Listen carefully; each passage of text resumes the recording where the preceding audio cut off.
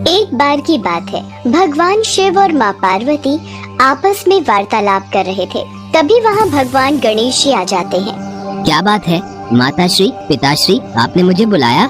पुत्र गणेश, तुम्हारी माता तुम दोनों भाइयों के विवाह की चिंता कर रही है। वो चाहती है कि तुम दोनों भाइयों का विवाह शीघ्र हो जाए। हे माताश्री, हे पिताश्री, आप मेरी ओर से बिल्कुल भी चिंता मत कीजिए। जिस कारण से मेरे माता पिता चिंता में पड़े हैं, मैं वो कारण ही समाप्त कर देता हूँ। मैंने ये निर्णय कर लिया है कि मैं विवाह नहीं करूँगा।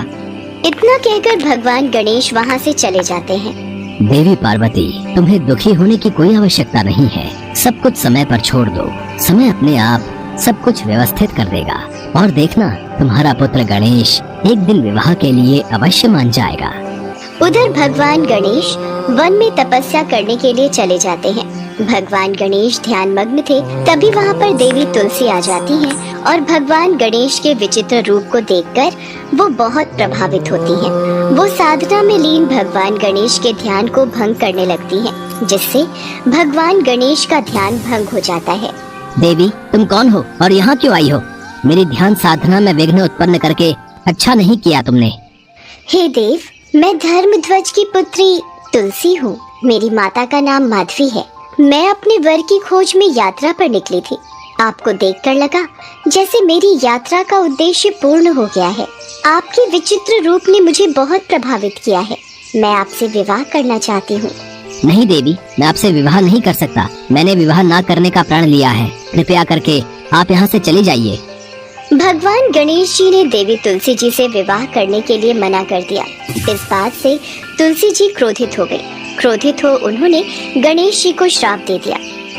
तुम आज शादी करने से मना कर रहे हो और एक समय आएगा जब तुम्हारी 2 शादी होंगी और 2 पत्नियों के साथ तुम अपना जीवन व्यतीत करोगे।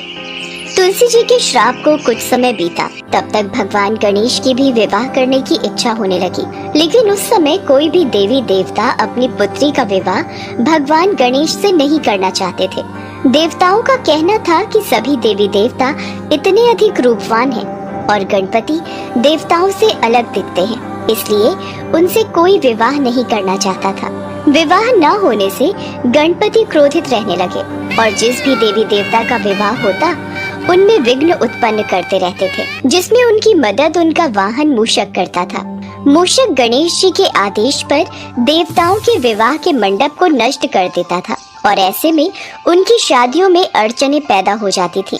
सभी देवी देवता घबरा गए और परेशान होकर भगवान शिव और माता पार्वती के पास पहुँचे। प्रभु, भगवान गणेश को न जाने क्या हो गया है। जिस किसी का भी विवाह होने वाला होता है उसमें विघ्न उत्पन्न करने के लिए मूषक को भेज देते हैं और वो सारे मंडप और विवाह के व्यवस्थित स्थल को तहस नहस कर देता है। सभी देवी देवता अपने विवाह को लेकर बहुत चिंतित हैं। इस समस्या का हल ढूंढने के लिए आपको ब्रह्मा जी के पास जाना होगा। वही इस समस्या से निकलने का समाधान बता सकते हैं। इसके बाद सभी देवी देवता ब्रह्मा जी के पास गए और अपनी समस्या बताई। हे ब्रह्मदेव, कुछ कीजिए। अब आप ही समस्या का कोई समाधान बता सकते हैं। आप सभी को घबराने की कोई आवश्यकता नहीं है। हर समस्या का समाधान अवश्य होता है। इतना कहते ही भगवान ब्रह्मा जी ने योग से 2 पुत्रियों को उत्पन्न किया और उनका नाम रिद्धि सिद्धि रखा।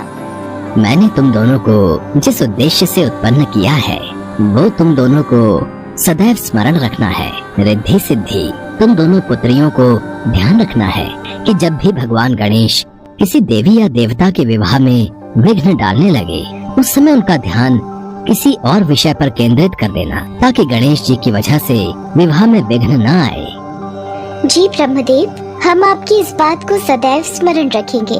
ब्रह्मदेव, आपने जो कार्य हमें करने के लिए उत्पन्न किया है, हम उस कार्य में अवश्य सफल होंगे। इसके बाद ब्रह्मा जी रिद्धि सिद्धि को लेकर गणेश जी के पास पहुँचे। भगवान गणेश, मैं चाहता हूँ आप मेरी दोनों बेटियों रिद्धि और सिद्धि को शिक्षा का ज्ञान दीजिए। ये तो मेरा अहोभाग्य है ब्रह्मदेव। मैं इन दोनों को शिक्षा अवश्य दूंगा। ब्रह्मा जी के कहने पर भगवान गणेश रिद्धि सिद्धि को शिक्षा देने लगे। एक दिन जब भगवान गणेश रिद्धि सिद्धि को ज्ञान की बातें समझा रहे थे, तभी वहाँ उनका वाहन मूषक आ जाता है। प्रणाम प्रभु, मैंने पता लगाया है स्वर्ग लोक में फिर किसी देवता का विवाह होने वाला है। मुझे आज्ञा दीजिए कि मुझे क्या करना है। प्रभु, मुझे ये प्रश्न समझ नहीं आ रहा। कृपया करके मुझे इस प्रश्न को भली भांति समझा दीजिए। रिद्धि, पहले मुझे गणेश जी से प्रश्न पूछने दो। पहले मैंने उनसे प्रश्न किया है। अरे तुम दोनों आपस में यूँ झगड़ा ना करो, मैं तुम दोनों के प्रश्नों का उत्तर दूंगा। प्रभु का ध्यान तो मेरी ओर है ही नहीं, तो ठीक है, मैं भी अपने में मस्त रहता हूँ। कुछ समय तक इसी तरीके से रिद्धि सिद्धि गणेश जी का ध्यान दूसरे विषयों पर लगाती रही। एक बार गणेश जी की नजर अपने वाहन मूषक पर गई। तुम यहाँ बैठकर लड्डू खा रहे हो? तुम्हें तो मैंने देवताओं के विवाह में विघ्न डालने का कार्य सौंपा हुआ था।